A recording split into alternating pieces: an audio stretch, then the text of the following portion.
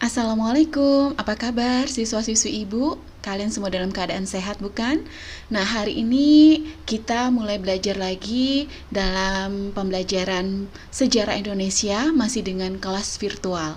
Nah, pada kesempatan kali ini kita akan belajar terkait dengan perburuan mutiara dari timur. Bisa kalian lihat di depan, ini merupakan slide yang akan kita pelajari, dan minggu lalu kalian sudah ibu beri tugas untuk menyalin slide tersebut. Nah, sebelum kita mulai terkait dengan perburuan mutiara dari timur, kita kenal dulu terkait dengan pengertian konsep yang merangkai kalimat perburuan mutiara dari timur. Satu persatu ya, disimak. Jangan lupa kita baca basmalah dulu atau berdoa sesuai dengan keyakinan masing-masing. Berdoa dimulai. Bismillahirrahmanirrahim.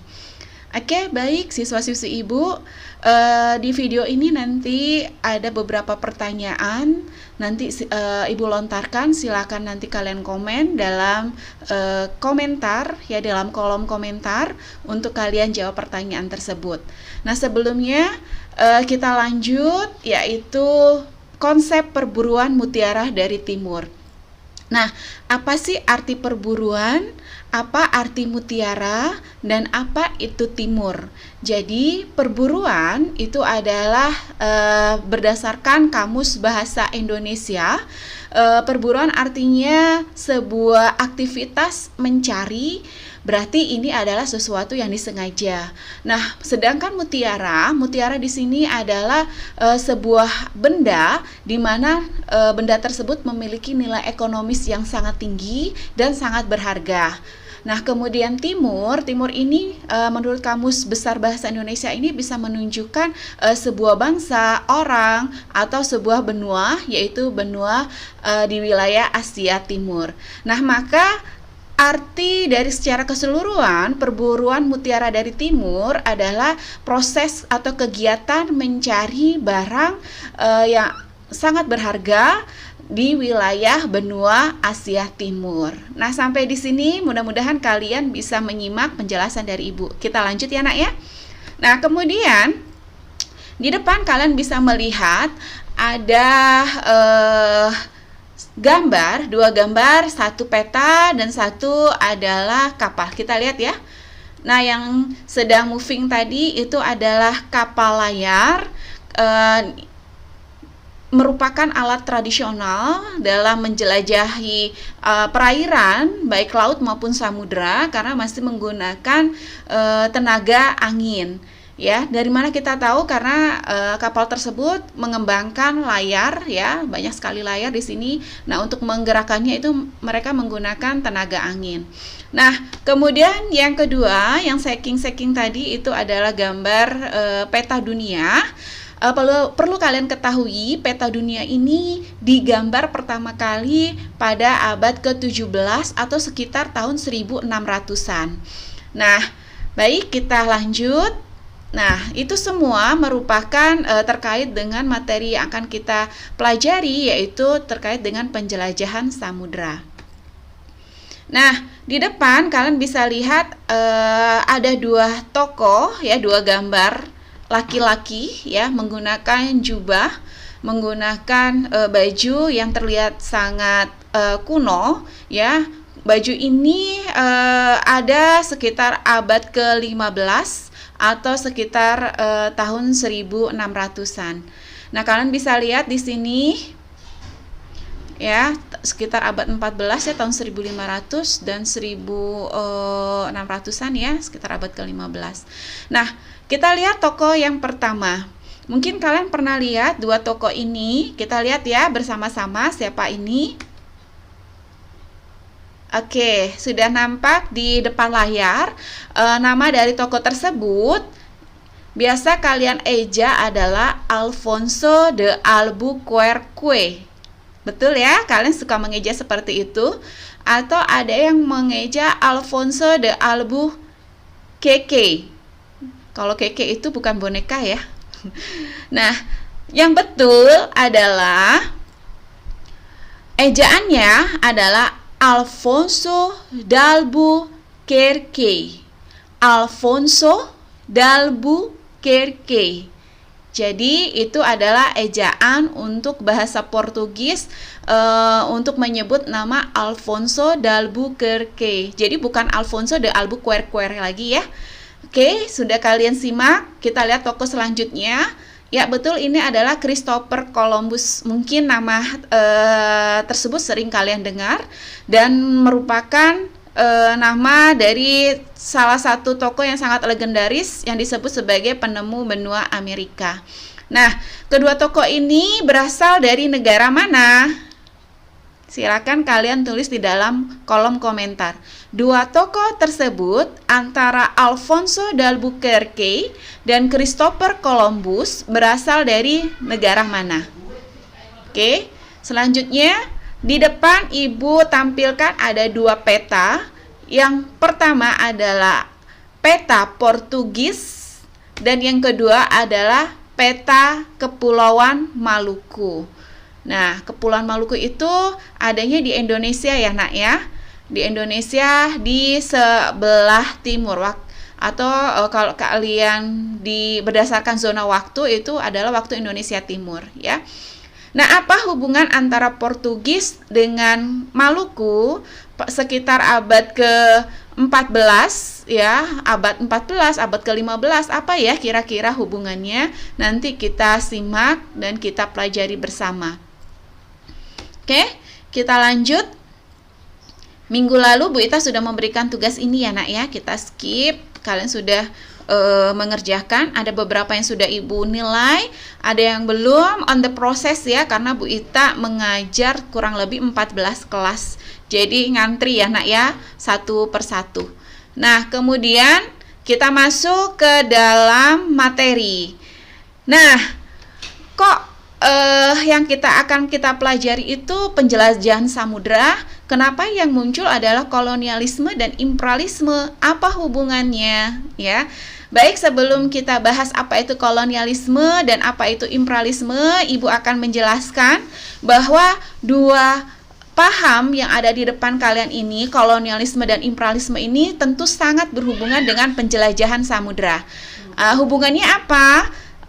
Kolonialisme dan imperialisme ini adalah paham yang nanti dibawa atau diyakini oleh bangsa-bangsa Eropa dalam penaklukannya di negara-negara yang mereka kunjungi. Jadi awalnya mereka tidak ada niat untuk menguasai, mereka hanya niat untuk berdagang, tetapi karena paham untuk gengsi di wilayah Eropa itu, siapa yang memiliki emas, siapa yang memiliki perak yang lebih banyak, dialah negara yang sangat disegani. Nah, ternyata indikator atau tolak ukur negara yang makmur itu bukan hanya emas dan perak ya, sekitar abad ke-14 itu, tetapi indikatornya ditambah lagi adalah rempah-rempah. Jadi rempah-rempah memiliki kedudukan sangat tinggi ya, setara atau bahkan lebih tinggi dari emas dan perak pada saat itu.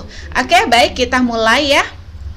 Nah, konsep kolonialisme atau paham kolonialisme itu berasal dari bahasa Latin atau bahasa Yunani, yaitu kolonus atau kolonia. Nah, apa arti kolonus atau kolonia? Artinya adalah tanah jajahan atau tanah pemukiman. Nah, kemudian secara keseluruhan, kolonialisme adalah suatu sistem di mana suatu negara menguasai rakyat dan sumber daya negara lain tetap berhubungan dengan negara asal. Jadi maksudnya gini. Jadi negara seperti Portugis, seperti Spanyol yang nanti datang ke wilayah wilayah timur, nanti sekarang kita bernama Indonesia ya, bernama nanti kalau misalnya sudah dijajah atau sudah didatangi, mereka menyebutnya itu Hindia. Jadi mereka asumsi bahwa Indonesia sekarang itu adalah India pada saat itu. Nah, kenapa? Karena ini berdasarkan dari catatan Marco Polo. Jadi Marco Polo itu menyebutkan bahwa penghasil rempah-rempah di wilayah timur adalah India. Jadi mereka menyebut wilayah timur itu adalah India. Maka untuk menyebut Indonesia pada saat itu adalah India Timur. Sampai di sini paham ya? Jadi Spanyol dan Portugis yang datang itu bukan rajanya, bukan ratunya, ya, bukan pangerannya, tetapi adalah orang-orang yang ditunjuk, yang diberi misi untuk mencari wilayah timur. Nah, kemudian ketemulah nanti Hindia Timur atau Indonesia pada saat ini. Nah, mereka melakukan transaksi secara ekonomi. Karena pada awalnya mereka adalah berdagang ya nak ya awalnya, tapi karena mereka merasa wah kayaknya open banget nih orang-orang Indonesia, orang-orang Hindia Timur, kayaknya sayang kalau cuma berdagang, gimana kalau misalnya saya menaklukkan atau menguasai negara ini, tentu keuntungan akan lebih banyak. Nah seperti itu. Nah kemudian akhirnya mereka melakukan penjajahan.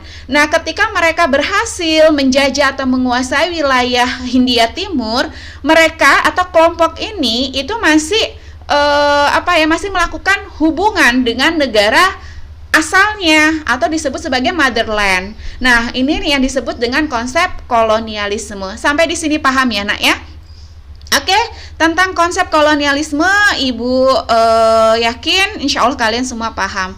Nah, kemudian yang selanjutnya, nah tujuan penguasaan wilayah pada paham kolonialisme, tujuannya itu apa sih? Tujuannya ternyata mereka adalah ekonomi. Jadi mereka menguasai ekonomi, menguasai sumber daya, baik alam maupun manusianya, kemudian menguasai perdagangan ya, tetap ekonomi. Nah, itu tujuan dari sistem kolonialisme. Nah, gimana caranya? Caranya itu mereka menguasai potensi-potensi sumber daya alam di negara koloni, negara jajahan tadi ya, untuk mengembangkan industri dan memenuhi kekayaan negara penjajah. Contohnya Belanda. Ya, contohnya Belanda yang real nih ya. Ketika mereka datang ke wilayah Hindia Timur, mereka itu tahun 1595 itu dalam keadaan miskin, Nak. Nggak punya uang sama sekali, sepeser pun mereka dalam keadaan bangkrut. Kenapa? Karena dijajah oleh Spanyol. Nah kemudian mereka melakukan sistem kolonialisme dengan menguasai dan memonopoli perdagangan di wilayah Hindia Timur. Akhirnya ekonomi mereka pun berkembang. Nah kemudian mereka surplus baik devisa, jadi negaranya bisa survive lagi. Nah itu salah satu yang paham kolonialisme yang diterapkan oleh negara Belanda.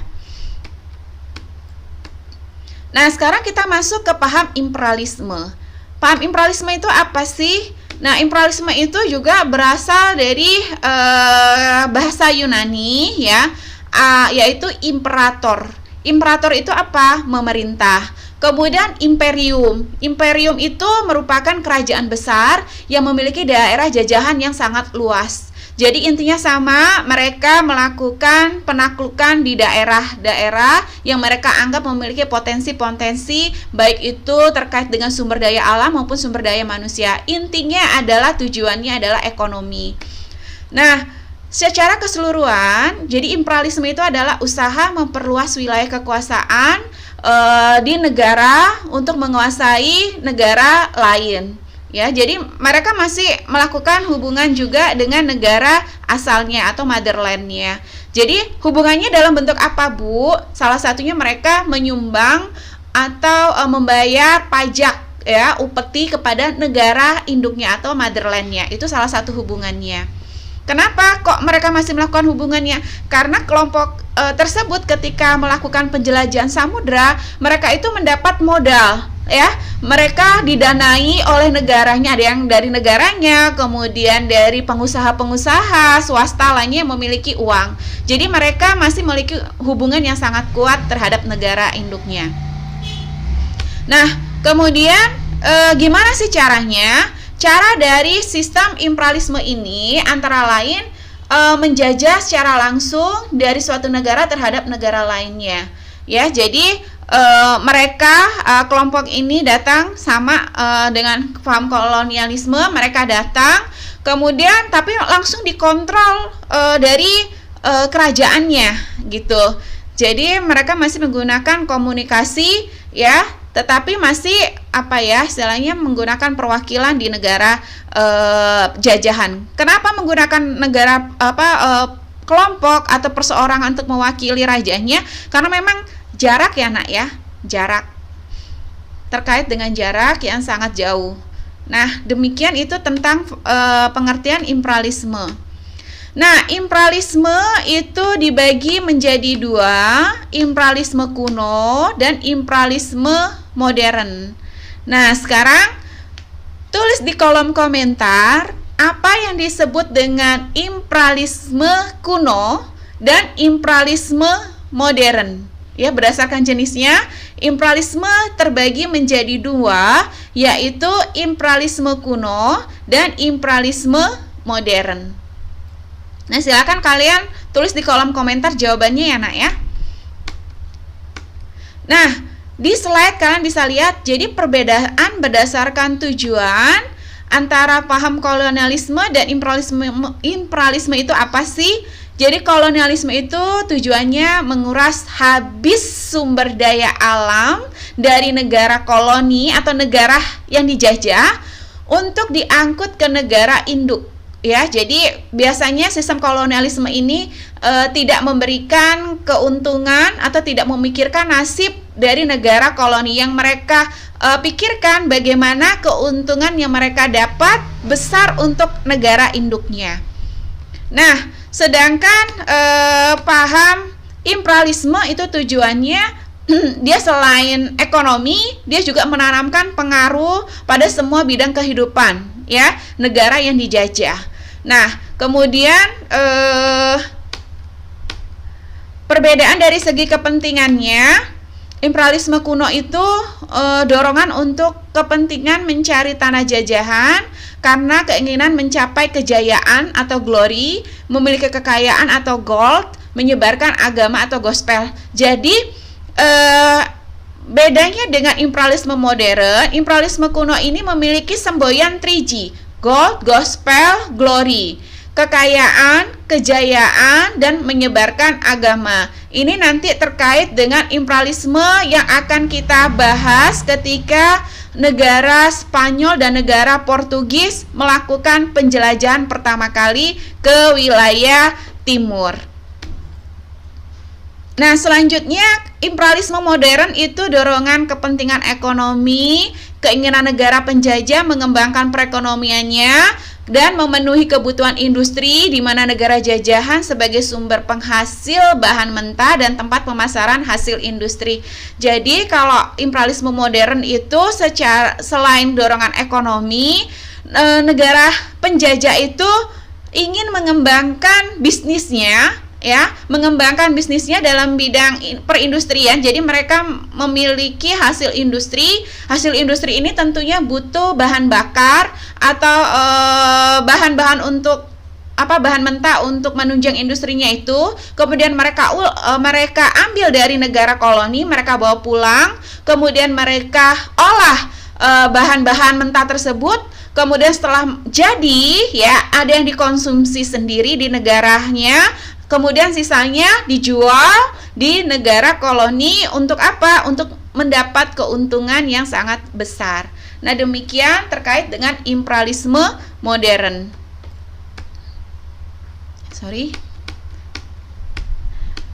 Nah, persamaannya apa antara imperialisme kuno dan imperialisme modern serta kolonialisme? Sistem ini adalah sistem penjajahan ya nak ya. Jadi persamaannya adalah sama-sama menjadikan negara induknya itu makmur secara ekonomi. Nah, kemudian negara koloni atau negara yang dijajah itu semakin menderita. Jadi nggak ada keuntungan yang besar untuk negara yang dijajah. Nah, contoh negara yang menganut sistem kolonialisme dan imperialisme itu, kalau imperialisme kuno itu Portugis, Spanyol, Romawi, Kemudian imperialisme modern Inggris, Prancis, Belanda, Jerman, dan Italia. Nah, Inggris ini, kenapa Inggris? Karena nanti imperialisme modern itu muncul setelah adanya revolusi industri ya, yang nanti dipelopori oleh negara Inggris. Nah, akibat adanya imperialisme, berkembang penanaman modal di daerah jajahan oleh kaum pemilik modal, kemudian perdagangan dunia semakin meluas, negara jajahan tentunya semakin miskin ya. Kemudian rakyat jajahan serta rakyat jajahan menderita, memiliki beban ya, karena ditetapkan kewajiban ya, baik itu pajak maupun nanti kalau dalam perjalanan kita akan tahu adanya kerja paksa. Nah, kemudian kebudayaan penduduk asli digeser dan dipengaruhi oleh kebudayaan bangsa Eropa. Contohnya nanti biasanya kalau di negara-negara koloni itu tentunya memiliki khas sendiri ya nak ya dalam berbudaya, seperti mungkin cara berpakaian ya, kemudian gaya hidup ya. Nah, contoh yang kecil yang kelihatan itu adalah gaya berpakaian. Ketika bangsa Eropa belum tiba di wilayah Hindia Timur, gaya atau style berpakaian masyarakat pribumi itu masih menggunakan baju tradisional, kebaya, kemben untuk yang perempuan, kemudian untuk yang laki-laki itu masih menggunakan jarik, beskap, kemudian rambutnya itu menggunakan topi tradisional seperti itu. Nah, ketika bangsa Eropa mulai memberlakukan sistem kolonialisme dan imperialisme, tentu mereka mempengaruhi. Jadi yang laki-laki itu tidak diperbolehkan lagi menggunakan kain ya, sarung atau jarik ya. Mereka menggunakan celana panjang atau celana pendek dan bersepatu. Kemudian yang beskap diganti menggunakan jas ya, kemudian menggunakan arloji ya, kemudian rambutnya kemudian dipotong pendek, kemudian disisir tanpa menggunakan topi tradisional. Kalau yang perempuan, style ketika bangsa Eropa datang berubah juga, yang biasanya menggunakan kebaya kemudian berkonde ya, atau pada saat bangsa Eropa ini datang kan kita sedang berkembang negara Islam tradisional ya nak ya. Jadi kebanyakan wanita menggunakan kerudung, hijab ya. Itu nanti bergeser. Pergeseran ini nanti yang perempuan tidak dilarang ya menggunakan penutup kepala atau mengikat, mengkonde rambutnya, tetapi mereka memberlakukan peraturan baru untuk menggunakan short dress ya, kemudian pelarangan menggunakan jilbab bagi yang muslim. Nah, demikian penjelasan dari Ibu terkait video imperialisme dan video kolonialisme. Next kita lanjut ke video selanjutnya, yaitu penjelajahan samudra di oleh negara-negara Eropa. Oke, sampai jumpa di video selanjutnya.